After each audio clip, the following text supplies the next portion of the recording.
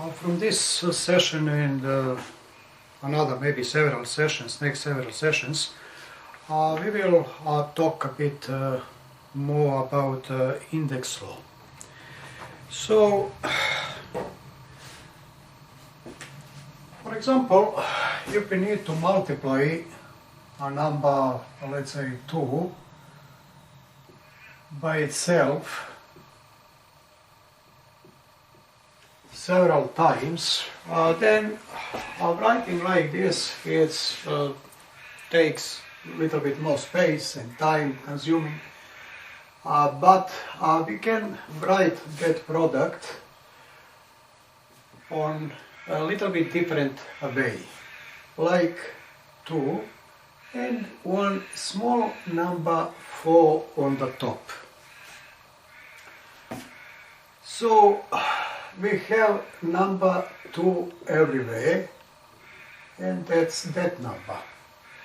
But this number here on the top is for telling us how many of number 2 we have to multiply by itself. We have 1, 2, 3, 4, and that's why we are writing here 4. If, for example, we had to multiply by, I don't know, 10 times, then here, of course, again will be 2, but here will be 10. So, product written on that way, we are calling index. So, all this number here is one index. So, when writing 2, let's say to the power 4, we have two major numbers here to make a difference between them. The first one, bigger number that we are writing, it's base of our index. The smaller number on the top is exponent or power. So remember, those two numbers actually, when we write like that, represents just one index. We need to understand how to work with indexes. So, it will be several rules that we have to memorize and to recognize them when we have some question to solve. I will state those rules here. So, generally, here we had 2 to the power 4. I'll come back a little bit here because the notation that I'm going to use here may be confused for somebody. So here we wrote 2 to the power 4, but it also can be 3 to the power 7, or maybe 11 to the power 9, or whatever numbers here can be. So that's why generally we can write a to the power n, and this here represents one index that n can be any number, a can be any number too. So remember, n is exponent or power, and this number here is base of index. So we will use notation like this one here, because most common notation is used in all literature, mathematical literature anyway, and we will now write those several rules that we have to and that we have to use them to solve some question. Let's say if we have two indexes, a to the power n multiply a to the power n. That is a to the power n plus m. So this rule telling us actually how to multiply two indexes with the same base but with different powers. So the result of that multiplication is new index that has the same base as those two here, but power is actually sum of powers of each index. Very simple. I will just give you one example with numbers.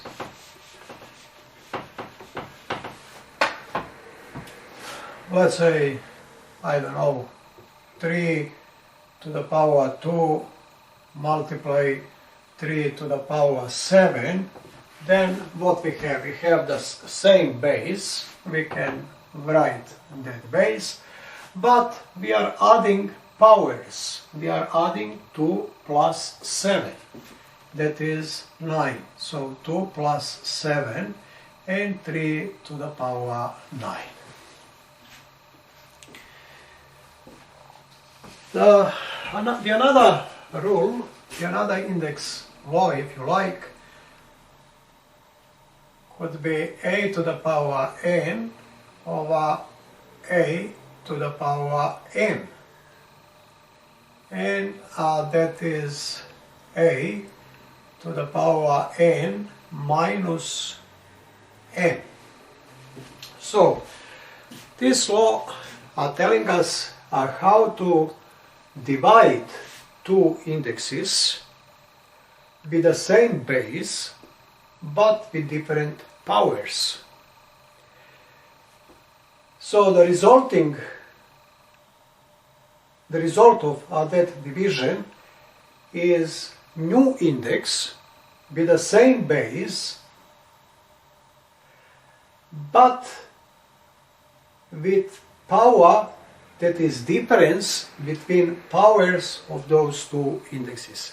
Here, one thing you have to memorize, because always this first power here must be power from index in numerator. So n, and minus this power down. You can't write this like a to the power m minus n. This is wrong. This is wrong. So n must be minus m. N minus m, not like this. So be careful here. It's not the same which one to subtract from which, but we have to keep that order. As an example, let's say you have 4 to the power 7 over 4 to the power 3. That is the same base 4, and now you have 7 minus 3, which is 4 to the power 4. The next law is, I don't know how to say, in some books they are saying rising power, but whatever we are saying, we have to understand the law. So if we have a to the power n and everything to the power n, so how to raise a power of a? Simply a to the power n multiply n. So here we had adding m to n, but here we are multiplying them. So this law is actually telling us that if we have some index to the power, some other power, then simply resulting index is with the same base a, but with product of those two powers. If you like, 2 to the power, let's say 2, everything to the power 3, that is 2 to the power 2 multiply 3, that is 2 to the power 6.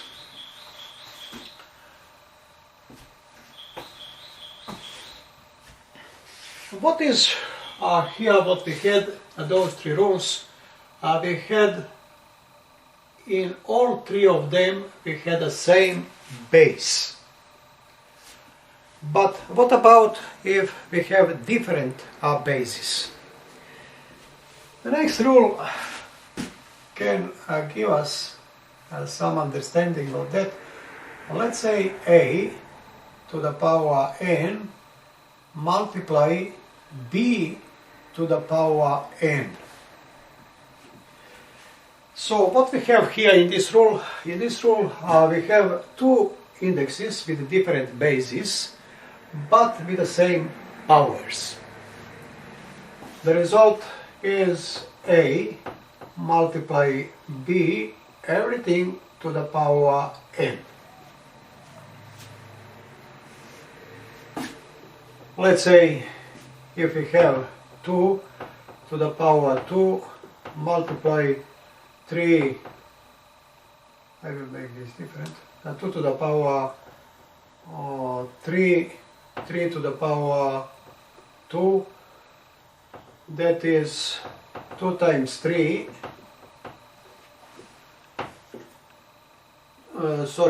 must be the same powers, 2 times 3 to the power 4, and that is 6 to the power 4. Simply 2 to the power 2 is 4, 3 to the power 2, what I am writing here, 3 to the power 2 is 9, and that is 4 times 9 is 36. Also 6 to the power 6 to the power 2 is 6 multiply 6 is 36. So we have the same thing. So this is basically somehow I prove this rule using those numbers here. So remember, we can multiply two indexes with different bases, but powers must be the same. And a product of those two indexes is actually product of their bases to the power which is on those two indexes. Similar, we can divide a to the power n by b to the power n, and that is, now it's obvious, a divided by b to the power n. So if we have to divide two indexes with different bases, we are dividing their bases and are keeping power the same. I will mention anyway one like a rule. I don't know is this rule or not, but it is necessary to know. We never write some number to the power 1. Why? Because that is just that number. It is writing 2 to the power 1. So what? 2 to multiply by what? By 2. No, if we write by 2, then this will be 2 to the power 2, but we have 2 to the power 1. So basically we don't multiply 2 at all by any number. So that's why 2 to the power 1 is equal to generally any number to the power 1 is just that number, and it's not necessary to write power 1 anywhere in your work. But it will be a bit different if we have power 0. So power 0 we have to write in case when we come to a situation in our questions that we have something to the power 0.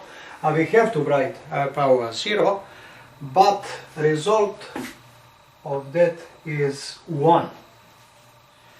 So any number to the power 0, result is just 1.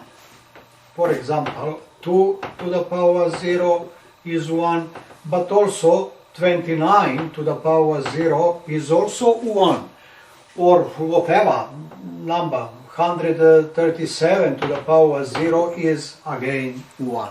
Remember, any number to the power of 0 is just 1.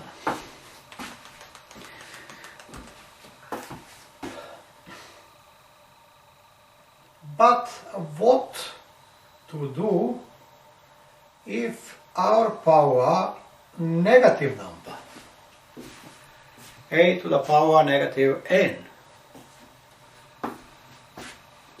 Then we have 1 over a to the power n.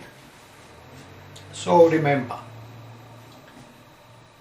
index with negative power is actually equal, it has actually reciprocal value of that index, but with positive power. For example, if we have 4 to the power negative 2, then this is 1 on 4 to the power positive 2.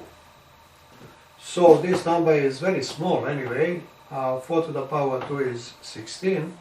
So 4 to the power negative 2 is just 1 divided by 16.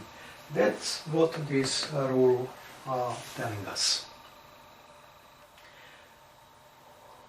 Remember, when you see negative power, simply that should be fraction, on the top 1, on the bottom just that index but with positive power. And one more, what if our power a fraction? So again, this maybe it's not a rule like those of you here, just different way of expressing index with fractional power that is quite common in mathematics. And we have m root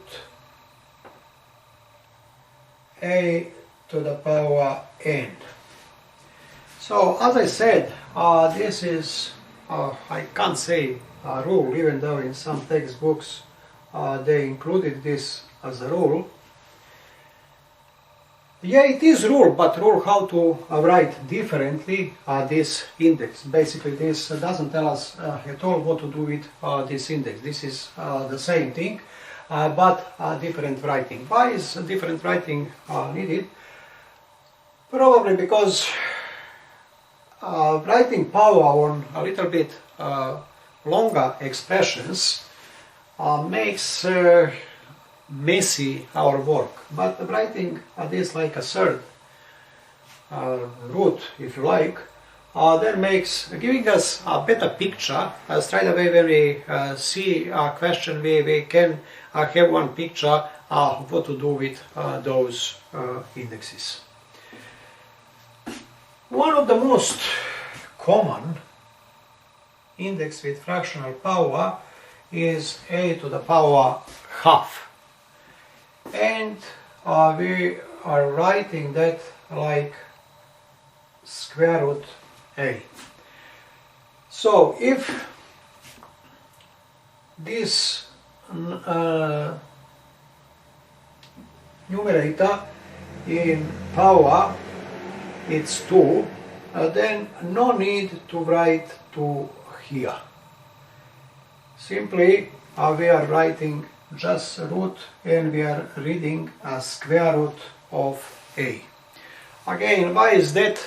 Simply because square root, actually this index, it's very common in use every way, and that's why people said, okay, so if I have to write maybe today 100 times or who knows how many 100 times this number 2, why do I need it? Because simply I will ignore that number and just write square root, and that would be to understand that the number, that the power is 2. Okay. Basically, you will need to memorize those like formulas or laws that will help you to solve questions involving indexes. However, it is a bit harder to memorize a formula by reading them. I mean, you may memorize this just in about 5-10 minutes reading, but it's useless because tomorrow you will mix up everything and you will forget it. So the best way to memorize formulas when you have questions to practice and to use formulas. What I would suggest you to have on one piece of paper, or formula sheet if you like, to have written all those formula. Don't push yourself to memorize them, simply keep them on your desk, take exercises, do your homework or whatever other exercise involving index law, and when you see your question, always go back here, look for an appropriate formula. Probably for a few weeks practicing on that way, all of those formula will stay forever in your head. Otherwise, trying to memorize, it's useless and wasting time. Better practice, and you will memorize them without any additional effort.